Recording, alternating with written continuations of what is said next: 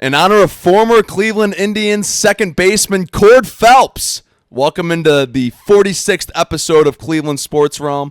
I am Kevin, alongside is my co-host Jerome, as always, over here.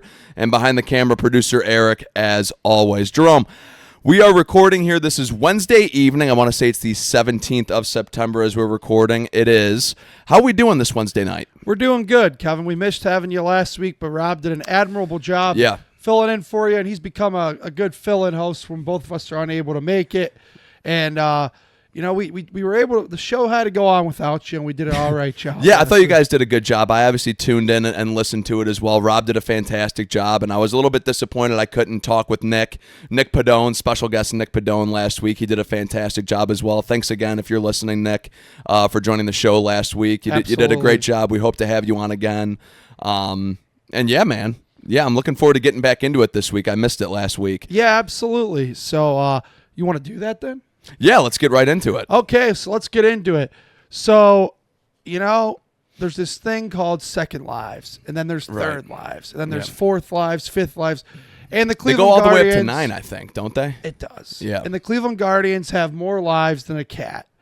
And part of that is because of, the Detroit Tigers just simply have not put this thing away, and they have just not played well or good baseball since the All-Star break. So I figured we'd start here tonight, Kevin, because last night's game, as many times as I have all serious shit all over this team this year, and I'm not taking any of that back. It's deserved. But somehow, some way, they're still here. And last night they go to Detroit and beat the Tigers, and in a basically a must-have game. Like, they're in a situation where I know that you and I disagree on must-wins and this and that, but if they want to win this division, they have to win all 6 against the Tigers. And even if they don't want to win this division, still being 2.5 back as of this recording against Boston, you still have to win basically every game. And that's where they're at, and they got it done last night. And I thought Tom Hamilton put it better than anybody I've heard put it so far, basically saying, if this team does somehow get into the postseason, they'll be ready because they've been playing playoff baseball since Labor Day weekend, really. Yeah, sure. But, I mean, if you look at, obviously, they've won, as we record Wednesday, they've won 10 out of their last 11 games. And just looking through those games, you can tell there's still a lot of those four-run games that they're winning. 3 runs they win. I think there was a 10 spot that they had and then a 7 as well. But, again, you're looking at those games where you're scoring 3 and 4 runs, where if you get into the playoffs, those 3 to 4 run games aren't always going to win you the game, especially with how shaky this pitching staff can be, even though that has been the strength of this team the entire year.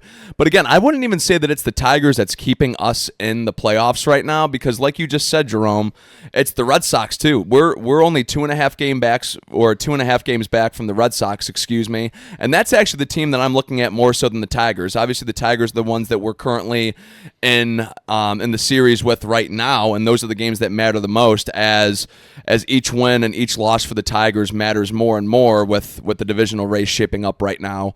But the Red Sox are really the team that I'm looking at the most, because as great as it would be to win the division and have home field in that first round of the playoffs, just getting in this season with how this season has gone would be a miracle in and of its own right. Absolutely. You're talking about you had a 10-game losing streak and a 9-game losing streak. Yeah. And it kills you because you sit here and say, God, if they wouldn't have just fallen off a cliff for 2 different times, look how much better things could have been. And that's what's frustrating. And I listen, we've crapped on him as many times too, and a lot of it rightly so. But at this point, you now have to hand Stephen Vogt his bouquet of flowers, Kevin, because a team that is 30th in OPS, 30th in average, 29th in runs scored. The one thing they actually do okay is hit the ball out of the ballpark. The thing is, they're all solo home runs. They lead Major League Baseball in solo home runs because guess what? As many of you know, there's never anybody on the damn base paths. So with all those numbers being thrown out there, we got to give Stephen Vogt a lot of credit because it's a miracle this team is where they are. And I get it. It's a 15% chance. And you people at home are probably like, you guys are getting putting the cart before the horse here. We're not. We're just saying, even if they're in this position, that we're playing meaningful baseball on September 17th, as of this recording, is absolutely something I would have never predicted, never projected, and it's pretty fun. Yeah, no, it's definitely fun. And I think it's fun, too, just to see some of the players that we see have those spurts, or just players that, we looked at before the season that we didn't think would have an impact, and all of a sudden they are, like Slade Ciccone, for example. Yes. Huge impact on this team, and somebody that we thought was, a horrible piece of that deal, the Josh Naylor deal. Slade Ciccone's been a huge part of this squad, and even the other night, Tuesday night, in that huge win, or actually, I'm talking about the game tonight, I believe. Gabe Arias. I mean, he had a homer, too. Or last night. Or it was last night, excuse me. Yeah. And the comeback win in extra. So, yeah, I mean, just players that you never thought would step up for this team are having meaningful moments as it gets down to the wire come October playoff baseball. Yeah, absolutely. And there's a couple things here that, like I said, that actually do make you get frustrated, too. The multiple 10-game losing streaks. And then if you would have just added any sort of bat, it would help so much because, they're really doing it with a lot of fringe big leaguers. There's no two ways about it. And, I mean, guys who, you just don't know, like, and they're coming up in these big moments. Like George Valera is the reason they're leading the ball game 1-0 as we speak right now. Yeah, George Valera is someone who they designated for assignment this past winter. Yeah, nobody else wanted him. They brought him back on a minor league deal.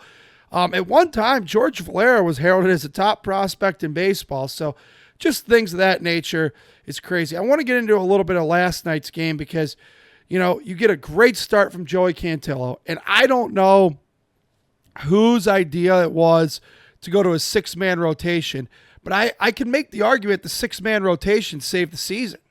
Bybee has not been that good this year. Now, his last start was a complete... Excellent. Yes, best start of the season, no doubt. So maybe he's starting to throw the ball well when they need him to most, but...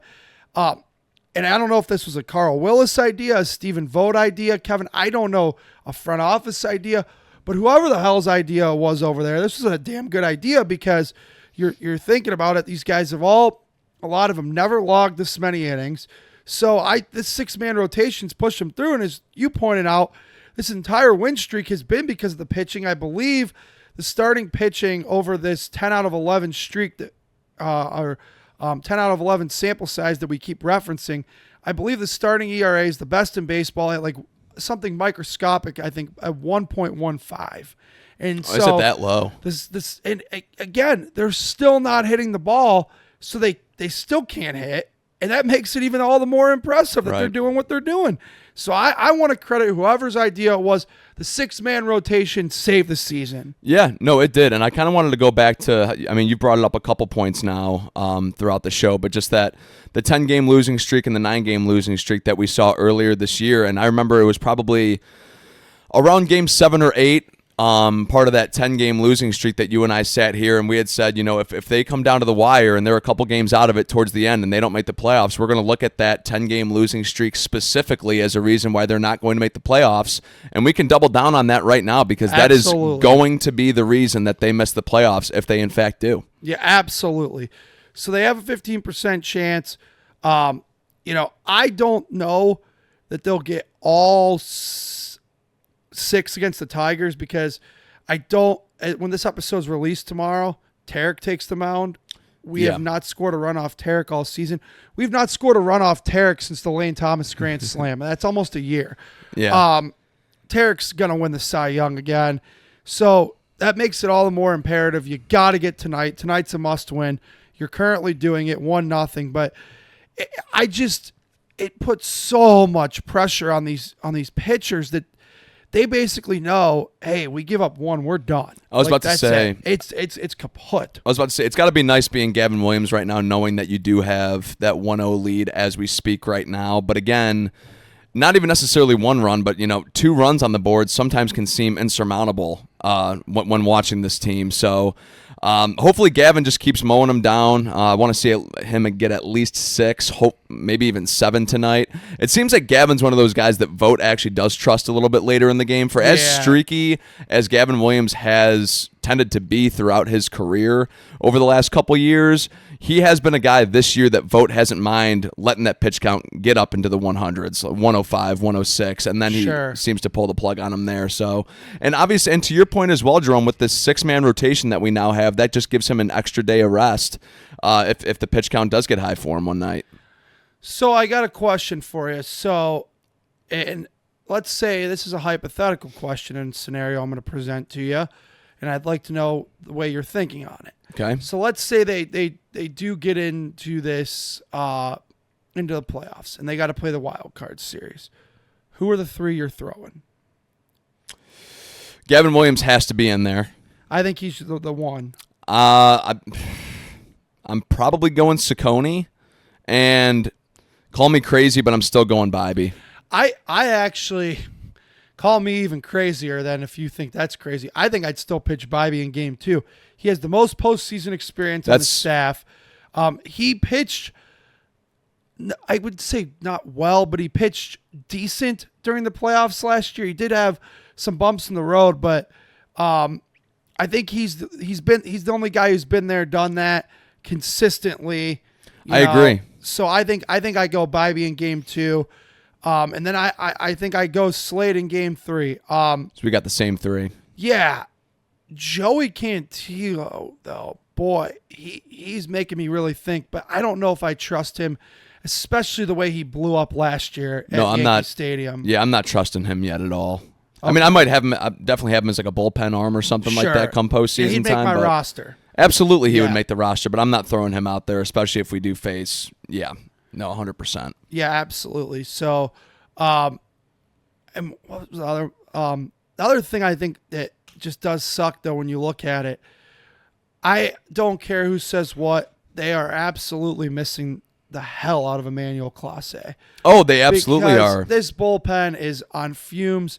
You see, listen, Cade is a hell of a middle reliever. I think the sample size is big enough now with 6 blown saves.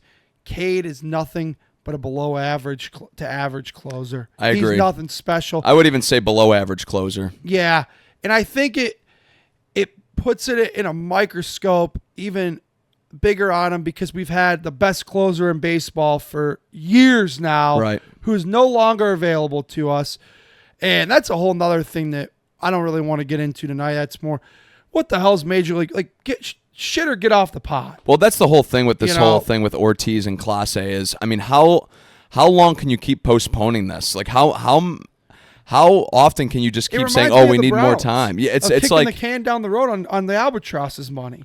It's exactly what Major League Baseball is doing. Like, they're just kicking the can. If you haven't down the found road. something by now, they couldn't have done anything crazy, at all. Right. Like that's what's driving me nuts about this. And if we do make a postseason push and we do actually sneak into the playoffs, that is a major contributor that we do not have for that run. And which makes me even less confident. Like, I have no confidence right now that even if they sneak in, that they'll be able to make a run come playoff time. No. Literally just because of that. And because of how bad the offense is. And then once you get past the starters, like you just said, Jerome, like the bullpen's gassed right now. Yeah. I mean, they're at a point where, and there's not many arms I trust. And so you're at a point where you probably have 2 to 3, maybe, I'm going to say 4, and not even all 4 of them that I trust come playoff time. First of all, if Matt, which he will because Stephen Vogt has a fetish for him, if Matt Festa pitches in the playoffs, that's going to cause me to be punching walls. I'll be livid. I can't. That guy comes in last night and turns, a semi mid-leverage situation into a super high leverage situation for Sobrowski. And so that leads me to where I am. I know Vogt does. I don't trust Festa at all. I don't trust Festa. Come playoff time. Here's who I trust if they get in. And even down the stretch, I trust Eric Sobrowski because he's been there, done that last year. Yes, his biggest issue is control, and sometimes he walks people too much. But I do overall trust Eric. Of the pieces they have, he's one of the ones I trust more. Okay, I don't know if I fully trust Sobrowski, but I trust Cade Smith. I just wish it was Cade Smith in the 7th or the 6th or the 8th and not the damn 9th inning. That's where we are. So if they're using him in the 9th, do you really trust him? It's not as much. No. I mean, listen, Kerry Carpenter, he has turned into like, I remember growing up in our childhood, Miguel Cabrera just crushed us. Well, quite frankly, he crushed everybody. But his career batting average against Cleveland in his heyday was like almost 400. Kerry Carpenter is turning into the new Miguel Cabrera against this man. He is just, I hate when that guy comes to the plate. Like last night, I did not have a good feeling, and I'm not trying to say that I was Nostradamus, but he comes to the plate with 2 outs in the 9th. Cade gets the first 2, and I just think to myself, oh, if there's anybody on this entire Tigers roster who's going to ruin this, it's going to be Kerry. What's he do? He hits one to dead center, and it was no cheapie. I mean, he got every stitch of it. And I don't know that many other guys who can turn around that 99 to dead center like Kerry did last night. I don't know. I mean, I'm sure there are players in the MLB, obviously, but yeah. Not too many. No. I trust Gaddis, but he's been a little up and down lately. But I do trust Hunter. And then, weirdly enough, because he pitched well in the playoffs last year, and then last night, after having a pretty much a crap year, Tim Herron came in and mowed them down 1, 2, 3 with 3 Ks last night. Hot take, I kind of still trust Tim Herron. Hot take for me, I kind of trust him more than Sobrowski, actually. I think. That is a hot take, yeah. It's a hot take. Yeah. I like him more than Sobrowski. Him and Sobrowski have the same problem, though. Big, huge, tall, lanky lefties with zero, zilch, no control on their breaking stuff. And then if you're going to, my big thing is, and here's another hot take, they use Junis strictly in low leverage. His ERA is like 290 on the year. He came in and closed that thing out last night. Ended up serving up a 2-run shot to Torkelson. Thank God it didn't mean nothing. But I so wish, if I could tell Stephen Vogt one thing right now, I would say, why don't you flip the roles of Festa and Junis? Because I would much rather feel very more comfortable with Junis coming out there in the 6th inning when you get a 5-inning start than Matt blow the lead Festa trotting his ass out there and serving meatballs up. Yeah, no, I completely agree with that. Problem is the skipper doesn't agree with it. Yeah, no, and I don't really know how we can. That's the frustrating part of being a fan, right? Yeah, it is. Is seeing what we feel like should be the obvious move, and then the management or coaching, whatever it is, and not making that move. But I 100% agree with you. I'm sick of seeing Matt Festa in 1 or 2 run games, even sometimes 3-run games. I don't like seeing them. Like if it's 4 or more, then I don't mind seeing them trot out there. But yeah, if it's any situation in where it seems reasonable to where we could blow the lead, or if the other team has a 1 or 2 run lead, and that just can become that much more, then I don't trust trotting them out there. I just don't. Well, it's funny because you mentioned that, and I completely agree with everything you said, but good friend and one-time guest of the show, Phil Yad, and I were at the game last Wednesday evening, and so we had this conversation. Here came Matt Festa into the game, and believe it or not, he actually got out of the inning. I mean, he served up 2 warning track fly balls, but he did go 1, 2, 3, so we'll give him credit for that. And Phil and I had this conversation. Phil said to me, and it got me really thinking. He goes, when they traded for Matt Festa, he goes, they were super short on arms at the time. He goes, and I thought that was going to be one of those, okay, we'll give you some cash considerations. We'll keep him for a week and we'll DFA him. Here he is, and we're in the middle of a pennant chase, and he's pitching big-time innings against the Detroit Tigers. What the hell's going on? I mean, gee, I just can't believe it. I can't. Are you officially calling this like an actual pennant race though? Is that what you're calling it right now? Well, I mean, it's still we're still 5.5 games. Yeah, I wouldn't say pennant race. I'd say let's call if we were a playoff push. Yes, let's flip to football. When CBS or Fox Sports puts the in the hunt graphic up there, we're in the hunt. We're in the hunt. Which the Browns, you'll see them in the hunt on Sunday. Oh well, everybody still is, man. We're 15 weeks to go. Trust me, I know. So anyhow. So that's that with the Guardians, and I wanted to give them credit last night because one last thing that I wanted to touch on, Will Vest came out when they tied that game, and I'm thinking, oh, God, I just didn't have a good feeling about it. And they hit Will Vest like he was some kind of Matt Festa. I mean, they slapped the – and Will Vest is the best Tiger reliever. They weren't throwing some scrappy, scrap heap guy out there like a Matt Festa. Yeah. Like a Matt Festa. Yeah, and that's Will Vest, who's damn good. So credit to the offense. They don't believe in scoring runs until the Tigers bring out their absolute best closer, and then they start slapping the ball all over the place. Hey, that's what it felt like last year watching the Indians or the Guardians until Clase stepped on the mound come postseason time. Seriously. Yeah. No, that's true. That is true. So we'll see what's going on. We'll keep you updated on that as we record. Again, they are up 1-0 right now, and this ball game is in the bottom of the fourth. All right, well, that'll do it for the Guardians talk. But one last thing, let's all give a round of applause and a cheer for our franchise savior and the Christ-like figure of this franchise. Jose, happy 33rd birthday. Jose. But anyway, happy birthday, Jose. He turns 33 and has not shown one bit of even being close to that age the way he's still playing. Still in the middle of his still prime. Phenomenal. Yeah, he had some defensive issues at the beginning of the year, but that was just about it, I would say. Yeah. He did get into a little mini slump in August, but he's responded well in September. And I saw the other day somebody online was criticizing him for his RBIs being down.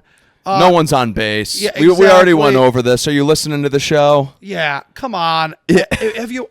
If you are going to criticize Jose Ramirez for his RBIs being down, you're basically putting a giant sign on your forehead that tells me I have not watched Cleveland Guardians baseball at all this year.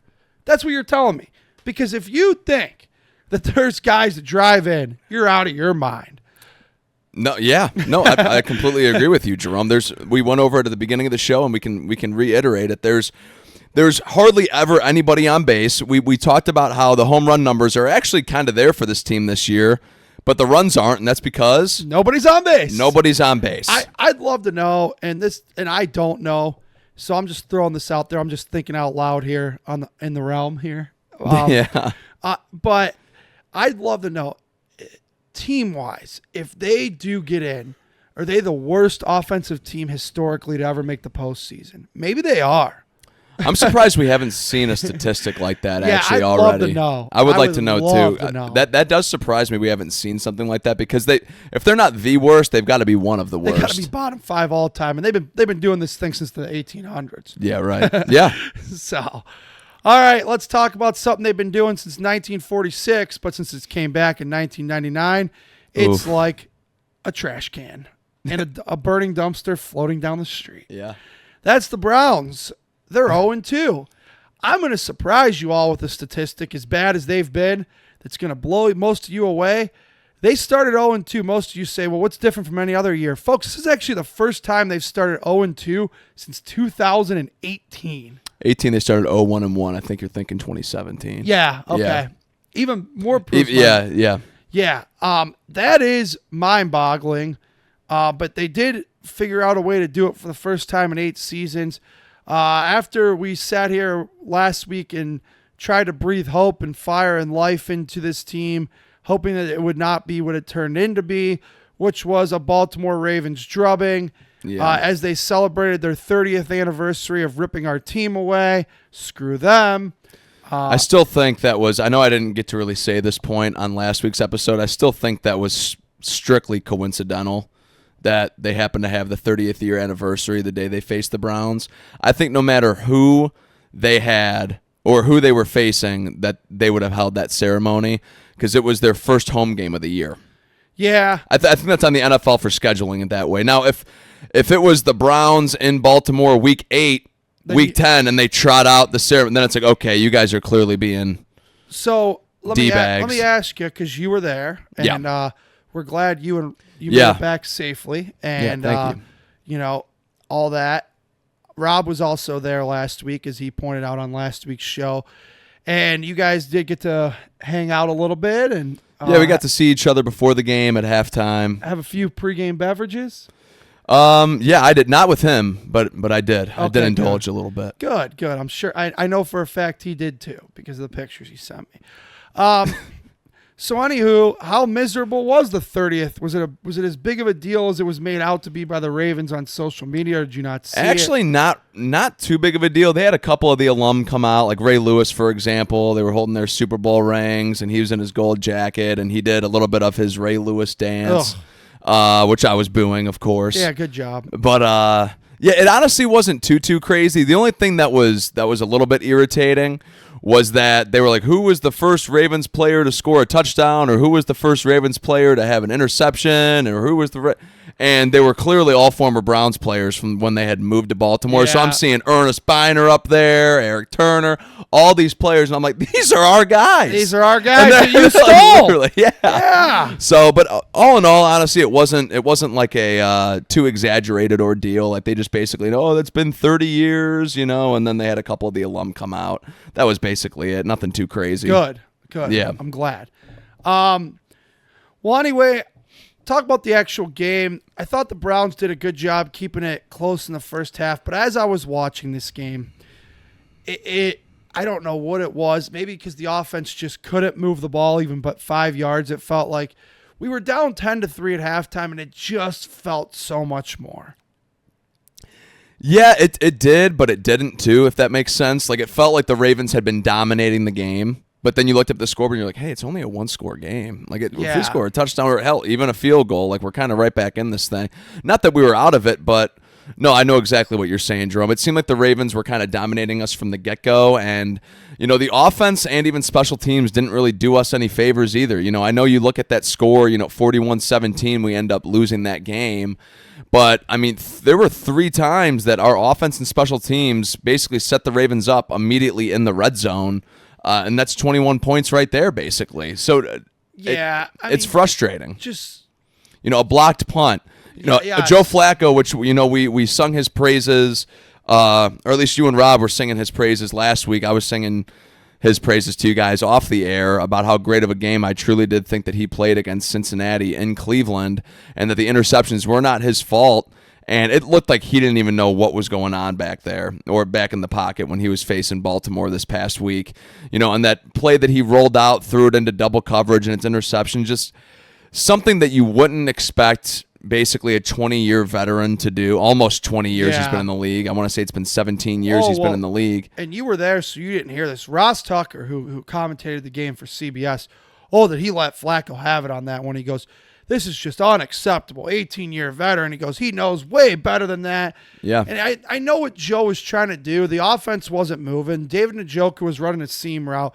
But that's something, again, that a rookie does. You don't force the ball when it's not there. And Njoku was in double coverage. And it's just – he did it again later in the game, but got lucky with Tillman catching it off that deflection. I mean, it went right through Marlon Humphrey's hands. Yeah. Oh, yeah. Marlon Humphrey basically was playing tennis to Cedric Tillman. Yeah, that's basically what – I mean, he doesn't do that. We're looking at potentially a 41-10 game. The game – we lost by 24 points, and honestly, after – about halfway through the third quarter, like it wasn't even that close. No, because, well, to be honest with you, so the Ravens went up 20-3, and I'm thinking, okay, it's over. The Browns do come back and get that drive, and they get the lucky Cedric Tillman play, and it's 20-10, and you're thinking, oh, wow, well, you know what? It's not over yet. And then the Browns defense at that point was pretty, I think gassed, and then the Ravens went right down the field. And then made it 27-10. Then you're thinking, oh, boy. Then Joe with the terrible fumble, and Roquan Smith houses it. And then from that point, the drubbing was on. Which I will say, I do actually think Joe Flacco was probably down there based off of the replay that I saw, or based off the replay they showed it on the stadium. M&T Bank Stadium. Yeah. I thought he was down. I thought on television he was down too. I was very surprised when they came back from the TV timeout and that was overturned. I mean, either way, it doesn't affect the end result. The Ravens were still going to beat us that on Sunday anyway. It was kind of one of those. I was kind of confused by the call. So let's talk about this. I think the Browns have an elite defense. Yeah, I would say. I mean, they held the Ravens to 10 points in the first half, and then obviously the second half's really where that game got away from us. Right, and then a lot of times there, the Ravens had short fields because you get a punt blocked, and only in true Browns fashion, you don't have the best player at a lot of positions in the league. Thank God, because of how much you do it, you have the best punter. And not only does he get his punt blocked, you manage to get the guy hurt. Yeah. I mean, come on. You have one guy. Besides, I lied, Myles Garrett. You have 2 guys. You have the best defensive player in the league, and you have the best punter in the league. you can't afford either of those guys getting hurt, and you get the punter hurt. Like, it was just like insult to injury. Not only do you get a punt blocked, which is unacceptable. Almost injury to insult, actually. Yes, it is. Yes, it is. But anywho, you get my point here, Kevin. It was just ridiculous. It's like, okay, if you're going to get the punt block, don't get the poor guy hurt. He's your best weapon. Yeah, I mean, honestly, at the end of the day, because we were actually texting throughout the game, Jerome, about that, and it's like, thank God we have this guy, because, offense goes 3 and out, pins them onto the 13-yard line. The Ravens have to go 87 yards or whatever it is. It's like, okay, at least our punter can put our defense, who, as you just alluded to, have the best defensive player in football. So we're having them literally punt to make sure that our best players on the field. And Myles Garrett, through 2 games right now, is playing like a defensive player of the year again. Obviously only 2 games in, on pace for 20+ sacks. He's been absent, and he's game wrecking, man. I mean, he's getting into the backfield, stopping Derrick Henry. I mean, we shut Derrick Henry down, and Mason Graham had a phenomenal game on Sunday as well. I thought so too, and this is a damn good defense. It brings us back to our overarching point. And somebody else, and this has not happened many times in our lifetime, if at all, have we turned the Steelers' trash into our treasure. Devin Bush was phenomenal on Sunday. Yeah, Devin Bush has been playing well, and he had a pretty decent year for us last year. Not amazing, but he played well enough last year to earn a second. Yeah, this year looks like he's taking a step up. The only thing I had to criticize Devin Bush for, man, that could have been game-changing if he picks that ball off that hit his hand. Oh, in the end zone? Yeah. You got to come absolutely. up with that one, D. Bush. Absolutely. And I'm going to say this right now, too. I mean, we still need, as great as the defense has been, and I'm not going to really shout out and say this guy played a bad game against the Bengals, because he absolutely did not. But on Sunday, Denzel Ward was like noticeably not involved. I don't know if it was just me or not, but it seemed like Zay Flowers was kind of getting the ball and doing whatever he wanted, and Denzel Ward wasn't even making contact with him in that first half. Denzel Ward misses most of the... Some tells me Denzel Ward wasn't right to play that game from the get-go, because, first of all, he didn't only play 22 snaps, because we looked at the snap count together this week. Yeah. We reviewed it. He only played 22 snaps, and then he missed a whole game because of cramping. I don't know if he ate some bad crab cakes the night before, what happened down there in Maryland, but something wasn't right. First of all, when he's in there, he wasn't very good, you're right. And then that's really weird that an athlete of Denzel Ward's magnitude misses the entire game due to cramping. I wonder if there's something else they're not telling us. It's weird. The whole thing's weird. Yeah, it could be. But again, we've talked about this before with him. It's death, taxes, and Denzel Ward to the locker room. Yeah, it happens a lot. It happens constantly. And I don't think there's ever been a year that Denzel Ward's been on this team where he is so much better than all the other corners. He's at least had guys who are in his ballpark. I mean, first of all, you saw how... Talking about around the National Football League? No. I'm talking on the Cleveland Browns roster. Okay. Like, he's always the best corner. Okay. Since he's been here. Yeah. Since 2018. But there's usually somebody else who's, like, in the same ballpark as him. First of all, then Newsom had to move to 1. Zay Flowers destroyed him for the rest of the day. And Cameron Mitchell, he stinks. James Harden's nephew, he's useless. Miles Harden. Those guys are awful. And when they had to come in and play the rest of the game... Lamar Jackson realized how awful they were, and that's where the game changed too. I was just going to say, actually, Jerome, I don't know if we have, since 2018, if we have had somebody that's been of Denzel Ward's caliber, to be honest with you. I mean, Terrence Mitchell was like a solid number 2 corner, but Greg Newsom was great his rookie year. I heard, obviously, you and Rob were talking about that in last week's episode. Greg Newsom had a phenomenal rookie year. We were talking about them as one of the better cornerback tandems in the NFL. And then Emerson comes in, plays very well, but still, I would say still a step or 2 below Denzel Ward with ease. Sure. So there's never really been anybody that I've felt confident enough when he's out to basically, we talked about, would you have Denzel Ward follow around Jamar Chase when we were previewing week 1? And we would say we absolutely would. We want our best corner on their best receiver. If Denzel Ward's out, I don't feel confident doing that with anybody on the team, being like, hey, you got to follow so-and-so. No. There's never been anybody on our team that I've felt confident enough to be like, yeah, you should be following around the best receiver in football. And I think what happens is without Denzel Ward, it elevates everybody into a spot they can't handle. Because sure. You're making a very valid point, because Denzel Ward is so leaps and bounds ahead of every single other defensive back on that roster. When he's on the field. And so then you put Newsome into one. Zay Flowers did what he wanted. Cameron Mitchell didn't know whether he was in Baltimore, San Francisco, or New Orleans. He was just running behind purple jerseys all day. James Harden's nephew, I'm not going to criticize him too much. The guy's name's Miles, all right? All right, you know what? I'm not going to criticize him too much. He was a 7th-round pick last year. Probably a developmental roster guy.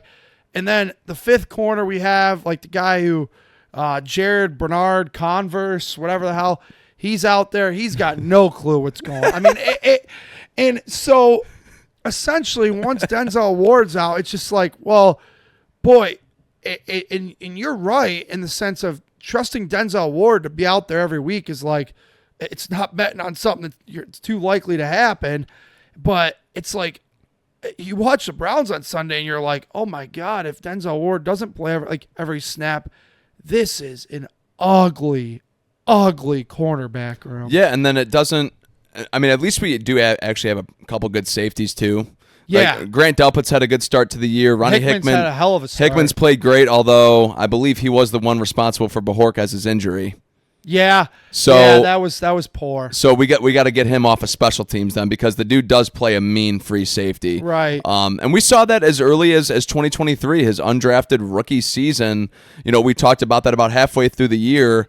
About, like, you know, this Hickman kid, when he's out there, he's like not noticeably bad, like actually noticeably around the football, making some pretty decent plays. And then, of course, had that fantastic pick 6 against the Jets and that Thursday nighter to seal that playoff berth. But yeah, I've been really excited, and I was excited looking forward to Ronnie Hickman come into a starting role this year. And obviously, it was something that the Browns didn't seem too worried about with him taking over that free safety role. No. Basically, that they punted on the position in free agency and punted on the position in the draft.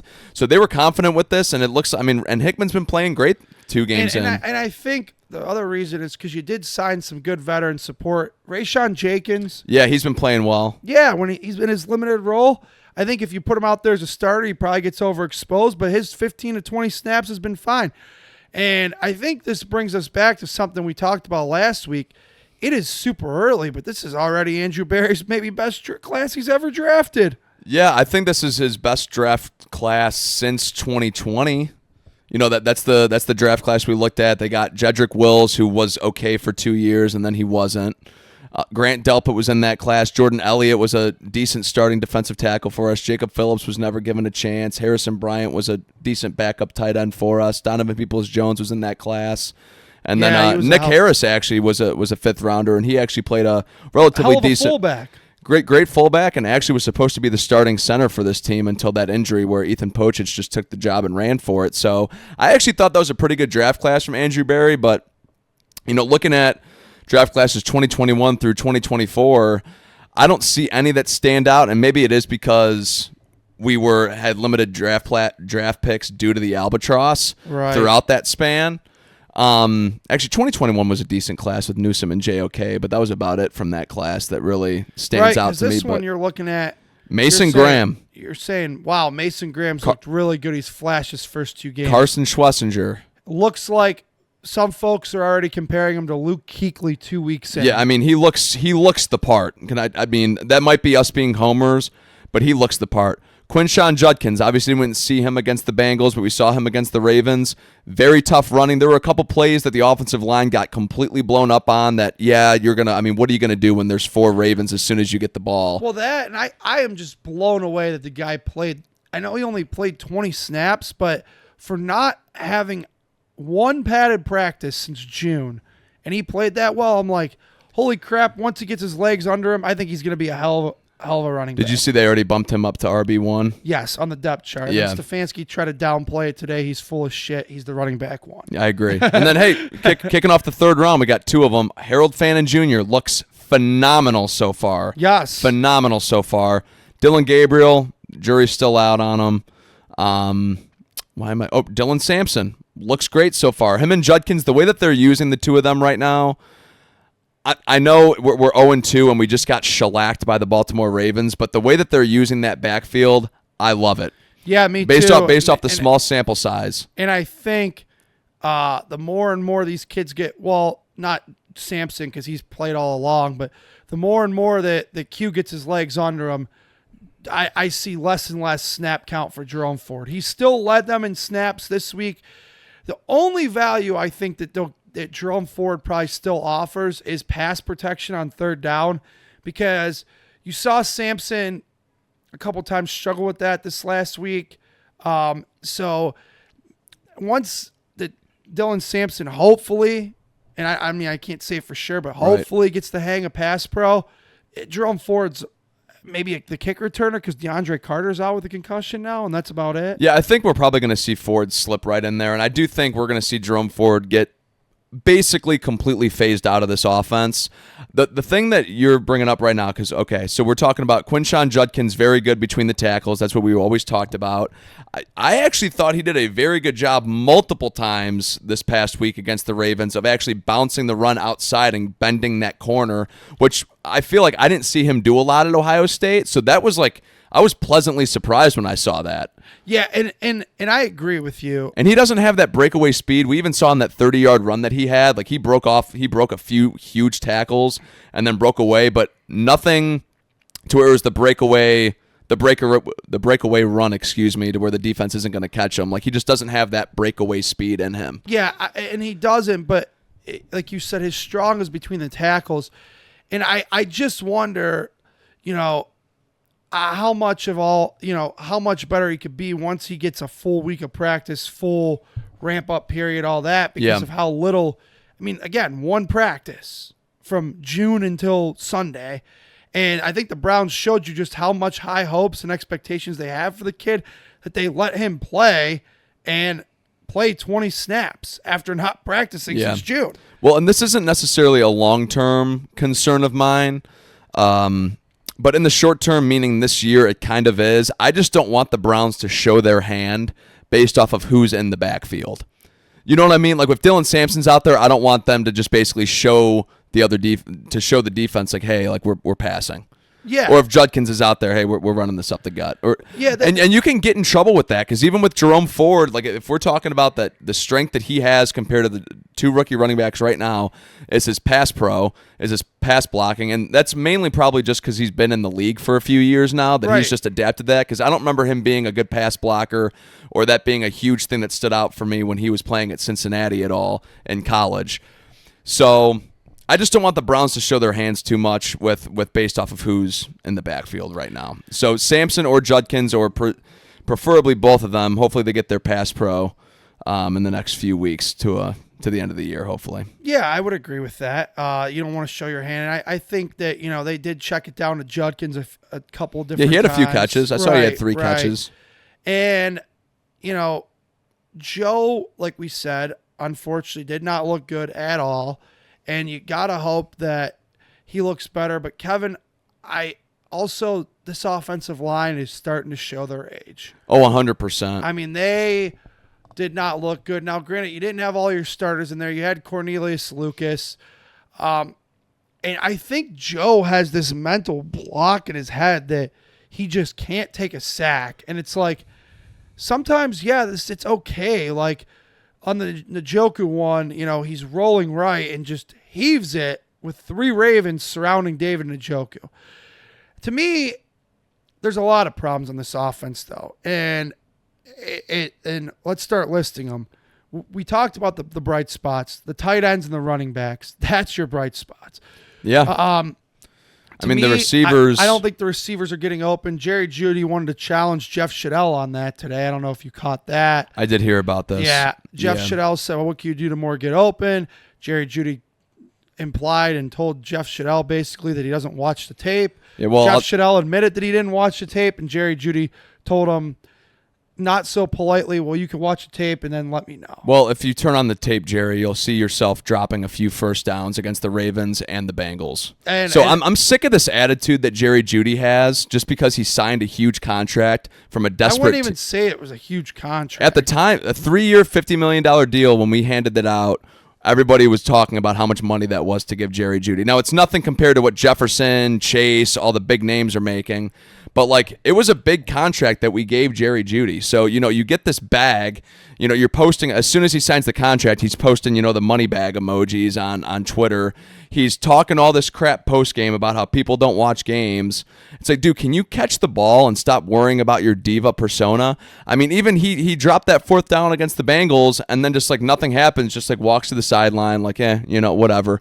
No, that's a huge play that you just cost us, Jerry. So you and I talked about a lot last year, Jerome, towards the end of the year, about whether or not Jerry Jeudy was a wide receiver 1 or a wide receiver 2. I'm beginning to be game and I think wrong. it's safe to say that he is a high-end wide receiver 2. I'm not just a standard one, but a high-end wide receiver 2. Like, Devontae Smith's, in my opinion, better than Jerry Jeudy is, but that's the role that I feel like Jerry Jeudy should be playing, the number 2 receiver on an offense like that, where there's an actual alpha on the other side.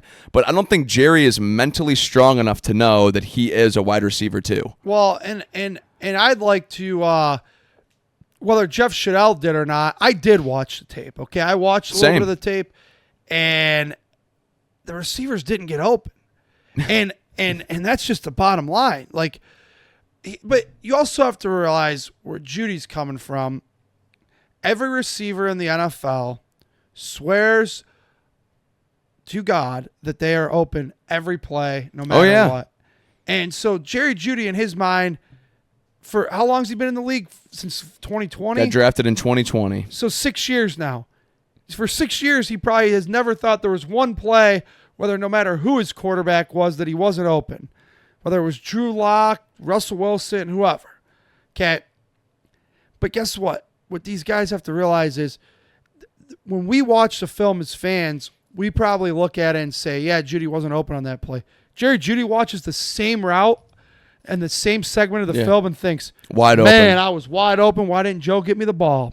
So that's just the way receivers think, and I'm not singling Jeudy out for that because every receiver thinks that way. That's not Jerry Jeudy alone train of thought. I would say, yes, catch the damn ball. I would say most of the diva receivers tend to think that way. We said A.J. Brown, Odell Beckham, Jerry Jeudy. When did we ever hear anything from Calvin Johnson or Larry Fitzgerald or even Andre Johnson? When he was at the when did we ever hear about these guys complaining about not getting the ball? They just went about business as usual. Until, for Andre Johnson, Cortland Finnegan got in his face. Do you remember that? Then he had to let him know about it. But he had his fair share of spouts, no question about it. Sure, but you get my point, though. Like, yes, I do. These receivers who think that they're better than they are, or that, not necessarily that they're better than they are, but that they are the reason why the offense should be successful and the reason that the offense isn't because they're not getting the ball. I just think that's asinine. Well, I'm going to say this. The Browns receivers need to do a better job of getting open. The line needs to do a better job of protecting, and Joe needs to do a better job of, after last Sunday, quite frankly, everything. Yeah, and I know you had read off, and I appreciate you doing this last week, read off some of my takes from the Browns-Bengals game, and I had no complaints about the game plan that Stefanski had for Browns-Cincy, and I do have a lot of complaints about how he went about the game plan on this past Sunday. It didn't seem like anybody was prepared for what the game plan was. It didn't have flow. Even when they ran 8-ball at the beginning of the game, they got that first down, and I'm thinking, okay, 2 plays in, already a first down. Stefanski's got a good game plan going. And then offensively, that was like what seemed like the peak of the day. Right. The day, up until that Cedric Tillman touchdown. So, with all that being said, how do you feel about the Packers this Sunday? I don't know. It's been 8 years since the Packers have come to town. And if you remember, we were up 21-7 on the Packers in the fourth quarter at the time, the winless season, and then we blew it with Josh Gordon and Corey Coleman putting shades on the sideline. Browns. Yeah. Devontae Adams, I remember being at that game, caught the walk-off touchdown and caught it in the left corner of the end zone. Ran right into the tunnel, yeah. I don't feel confident in this game. This is the best pass rusher that we've gone up against all season, and we haven't really held our own against the Ravens. I mean, even like Hendrickson and Shamar Stewart had some of their presence felt when we faced them week 1. But this is the best pass rusher that we faced in Micah Parsons.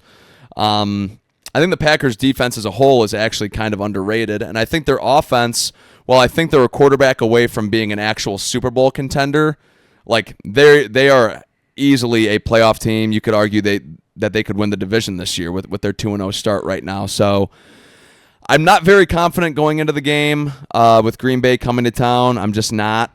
Where do you stand on it? Yeah, I'm not too confident either, and I don't really trust the Browns offense to move the ball against this Packer defense, which has looked extraordinary. Then you add Micah, and I mean, you're talking, I think he's a step below Miles. Go ahead. But, I mean, you're talking like the Browns better be spending their entire week preparing for number one. Yeah, I agree. Just like when teams face us, they spend their entire week preparing for 95. They still get theirs. Like, and Micah's probably still going to have an impact on this game, but you just can't let him game wreck the game. No, 100%. Yeah, you can't have his presence be felt on every single play, is what you're saying, which I wholeheartedly agree with you. And I think Micah, while he's not as I'm taking Myles Garrett over Micah Parsons. I just am. Myles Garrett, in my opinion, and maybe this is a homer take, I'll let it be known. He's in a league of his own. I don't care if it's Watt. I don't care if it's Micah. I don't care if it's Crosby and those guys are all a step below. They're all a step below. Garrett's in a league of his own. By the way, Steelers fans, how many sacks does Watt have this year? That's right, 0. Zilch. Nothing. Zilch. So I do think that Parsons, I'm taking Garrett over Parsons, but I think Parsons is I think he's the number 2 pass rusher in all of football. I think you can make the argument, obviously, Watt at 3 probably, but if we're tiering them, yeah, I'm probably putting Parsons and Watt in tier 2 and Myles in his own tier.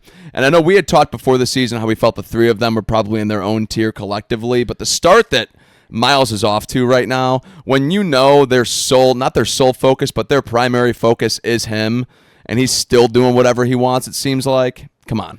This may be an early hot take, but all the way across as far as the front 4 goes and the depth they have in that front defensive line group, this may be the best and the deepest group Myles Garrett's ever played with in his 9-year career.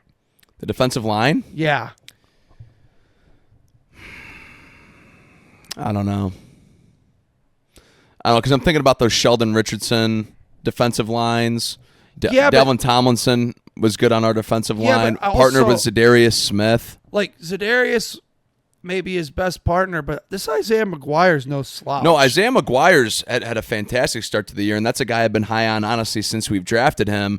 And Mason Graham's been playing great as well. And Malik Collins, his presence has been felt, absolutely. And even Shelby Harris is a rotational piece. Yeah. He's old now, but he's still effective. No, absolutely he is. Alex Wright. Alex Wright's the Cameron Thomas kid got in there last week against Lamar. Cameron Thomas was one of those. I think I said this a couple episodes ago, but he was one of those that during the preseason, he jumped out on film watching him, in my opinion. Cameron Thomas did. So, no, I absolutely think they have a great and deep defensive line. I'm just trying to think of, especially that 2023 team, Dalvin Tomlinson. I believe Jordan Elliott was still on that team. And then Zadarius Smith as well. So I mean that was a great defensive line that we had in 2023. The one partner they brought in here for Myles that was totally useless. Clowney. Oh, was he horrible? Oh, God. You know who was actually a good partner for him for a year was Emmanuel Ogbah. You know who was another good partner for him? They should never trade away was Olivier Vernon. Yeah, Olivier Vernon was a great partner for him actually. Yeah, then it just stunk because the rest of the defense wasn't that great. It was our offense scoring 30 to 40 a week, and our defense giving up 25 to 35. Well, and so back to this whole game this Sunday. I mean, I don't know how any Browns fan could realistically be like, yeah, we're going to go in there and smoke them. Now, could the Browns keep it close? Absolutely, but you're going to have a great defensive effort, and you're going to have to get after Jordan Love's ass, and the offense is going to have to, I don't know, move the football a little bit. Yeah. Yeah, I think it's very fitting, too, that the Guardians and Browns are playing at the same time right now because they both have the same exact problem, and that's actually getting points or runs on the board. Yeah. Yeah, they're so big into run or, defensive prevention that they forget that, you got to score. Yeah, you got to score in this game. So we'll see what happens. Hopefully we're coming in here next week and talking about and celebrating our first victory podcast of the year. And, you know, the Browns have now lost 8 in a row, and it's like that's got to wear on people. And I know that people say every year, and they asked Stefanski about that, and he said every year's a new year. We don't care about last year. I guarantee you, and there's a lot of holdover on this roster. There's guys who, when they go out there, it's in their mind on Sunday they've lost 8 in a row. Like, it has to be. Oh, no, it has to be 100%. Especially, obviously, it goes without saying, but the people that were here last year specifically. Well, that's what I just said. Yeah. Right. The guys who are here, like Stefanski, well, it's a new year, so we look at it as we're 0-2, and we're going to go 1-0 this week. That's great. You lost the last 6 last year, and you started with 2 losses this year. And there's just no excuse that they shouldn't be 1-1. We talked about that extensively. We've been very negative about the Browns. Let's talk about one bright spot. That famous kicker, Andre Schmidt, hit both of his field goals on Sunday. Yeah, good luck, kid. Guess what? I'm not going to applaud you. Do it again this week against Green Bay, and we'll go from there. Yeah. Do you think he finishes the year as the kicker of this team? I don't know. I don't think so.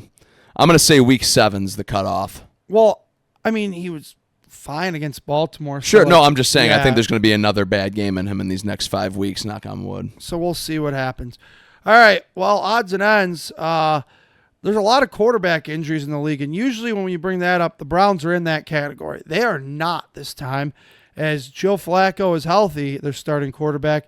Can't say the same for the other man named Joe in the division. He's out again. Dan Orlowski said this on ESPN. I find it hard to disagree with. He's starting to get the Andrew Luck career arc. Yeah, no, he 100% is. Absolutely is. I mean, number 1 overall pick, continuously getting injured, can't get it done in the play. I mean, granted, he went to a Super Bowl, but hasn't been able to really get it done in the playoffs to the point that we would hope that he would at this point. Yeah, I would say Joe Burrow very much has had an Andrew Luck arc to his career so far. And everybody's saying the Bengals are automatically ruled out. Don't forget Jake Browning played pretty damn well in 2023. Yeah, but do you really trust him to, in a loaded AFC, do you really trust him to carry this Bengals team to a playoff berth? I would. They're going to be in the hunt. They're going to hang around. They have enough on their offensive weapons to hang around, I believe. They're going to be an 8-9 team this year. All right. Justin Fields, he's also out, concussed. That means our old friend Tyrod Taylor getting a chance to start. Ironically, this one is all tied into the Browns on Sunday. The Jets will travel to Raymond James Stadium in Tampa to play the Buccaneers, Kevin. Tyrod Taylor versus Baker Mayfield. Yes, that's the battle of 2018 Browns quarterbacks, starting quarterbacks. And Tyrod Taylor probably has a vendetta against Baker Mayfield because once Baker took that step on his field, Tyrod never came back. No, he didn't. All right, another quarterback injury. Brock Purdy got hurt. He missed week 2. It didn't matter. Good old McCorkle came out of the woodwork. Mac Jones looked good. And played well against the Saints. J.J. McCarthy, he's hurt. Well, he's always hurt, and he stinks, in my opinion, and he went to a terrible college. That's all beside the point. Missed his whole rookie year. But the guy who decided to play his college ball and cheat the team up north for a national championship, he's out 2 to 4 weeks. This one excites Kevin because it brings in one of the worst quarterbacks in the NFL, Carson Wentz. Carson Wentz, baby. Kevin has just an all-out man crush on. Yeah, I've been high on Carson, or I was high on Carson in the 2016 draft, and I was high on him for a few years after that, and I still like Carson. I mean, he's never going to be the guy that he was supposed to be, but I still root for the guy. Well, there's a guy who, if you guys listen, if you've been a loyal CSR listener, I busted this take out last December. There's a man. And playing for the Indianapolis Colts. When we were sitting here running through the Browns quarterbacks, there was 2 guys that I kept fixating myself on. One, I just brought up his name. He's out with a concussion. That's Justin Fields. The other one, the man they call Daniel, now Indiana Jones. Indiana Jones. Is 2-0 for the Colts. I thought this is somebody the Browns should have looked at. I know it's 2-0. I don't want to get crazy.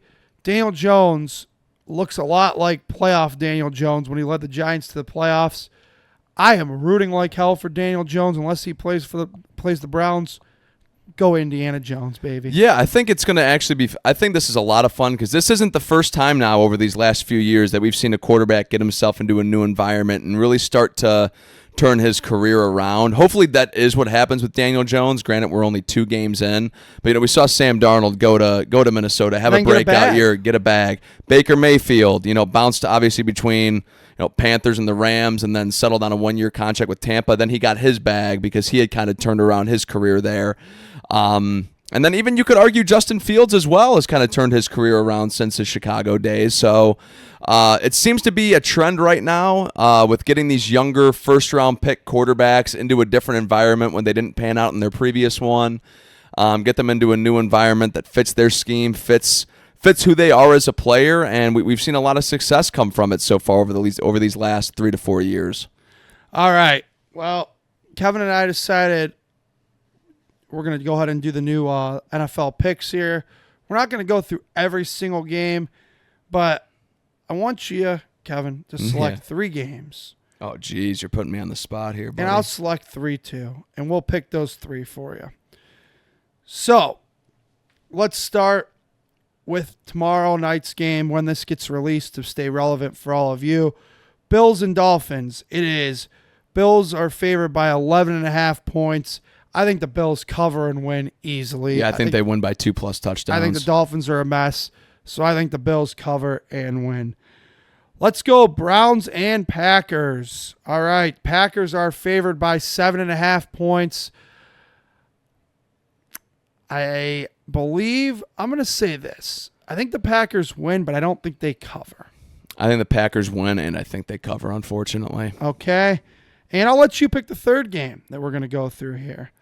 All right. Let's do this one should be interesting because it's the Sunday 4 o'clock primetime game. Cowboys at Bears. All right. Let me pull it up here on my oh, boy, I can't read. Dallas, 1.5 point favorites. I think the Cowboys win and cover. I'm surprised the spread's that little. Yeah, it's basically a pick 'em right now. Yeah. You know what? I'm gonna go with the Bears. I'm gonna say Caleb Williams. Shows out. I'm gonna say Roma Dunze, for some reason, has a very big game. Out of all the weapons that they have there, the DJ Moores, Colston Lovelands, Luther Burdens, DeAndre Swift, all those guys. I think Roma Dunze is going to have a day on Sunday. Give me the Bears by a field goal. So the Bears win and cover their plus. Yeah, if they win, they have to cover. Right. Yeah. All right.